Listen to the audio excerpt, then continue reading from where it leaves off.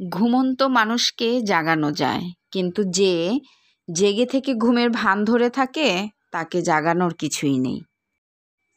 আসসালামু আলাইকুম আমার প্রিয় আপু ভাইয়ারা, যে যেখান থেকে আমার আজকের রেকর্ডিং ব্লগটি দেখছেন, আশা রাখছি সবাই ভালো আছেন।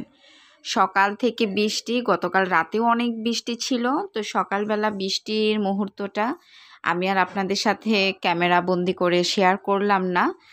আমি বারান্দায় গিয়ে কতক্ষণ দাঁড়িয়েছিলাম, প্রচুর বৃষ্টি, আবার থেমে যাচ্ছে, আবার শুরু হচ্ছে, এই হচ্ছে বৃষ্টি খেলাধুলা। তো আমি ঘর দুয়ারগুলো গুছিয়ে নিলাম, আর কি করি সাথে থাক। আপুরা চলুন রান্না করি। আজকে কি রান্না করছি আপনাদের সাথে ছোট্ট অল্প পরিসরে শেয়ার করব।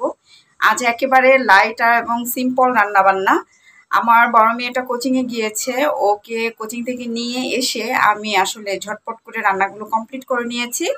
তো চলুন কি রান্না করছি আপনাদের সাথে একটু করে শেয়ার করি। এই তো আজকে মাছ ভুনা করব, তার জন্য কিন্তু আমি এখানে মশলাটাকে ভালো করে কষিয়ে নিচ্ছি। পেঁয়াজ দিয়েছি, নর্মাল মশলা একেবারেই।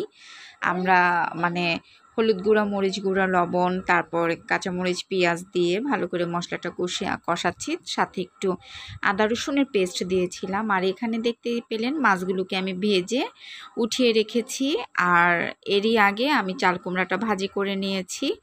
আর হলো গতকালের তরকারি রান্না ছিল, তো ওটা দিয়ে আজকের দুপুরের খাবারগুলো আমাদের হয়ে যাবে।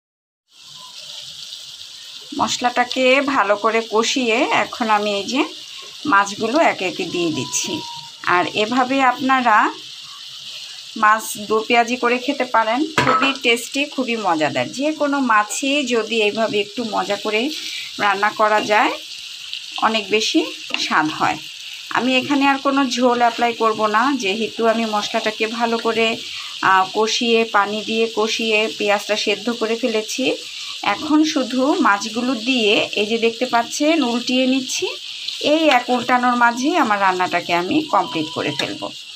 সাথে আছে গতকালকের একটু ডাল ভুনা, আর আজকে রান্না করেছি চাল কুমড়া ভাজি।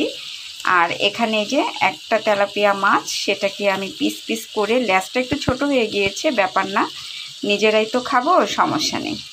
আসলে সকালে মেয়ের কোচিং থাকলে আমি এসে তাড়াহুড়া করে কাজগুলো সেরে নিতে খুব বেশি সময় পাই না, দেখা যায় অনেক তাড়াহুড়ার মধ্যেই আমার কাজগুলো সেরে নিতে হয়। তো রান্নাটা কেমন হলো আপুরা অবশ্যই কিন্তু জানাবেন। এইভাবে শুকনা করে দো পেঁয়াজি করলে মাছ আমার বড় মেয়ে অনেক বেশি পছন্দ করে। তো সবাই ভালো থাকবেন, সুস্থ থাকবেন, আমাকে আপনাদের ভালোবাসা উপহার দিবেন। আল্লাহ হাফেজ, আসসালামু আলাইকুম।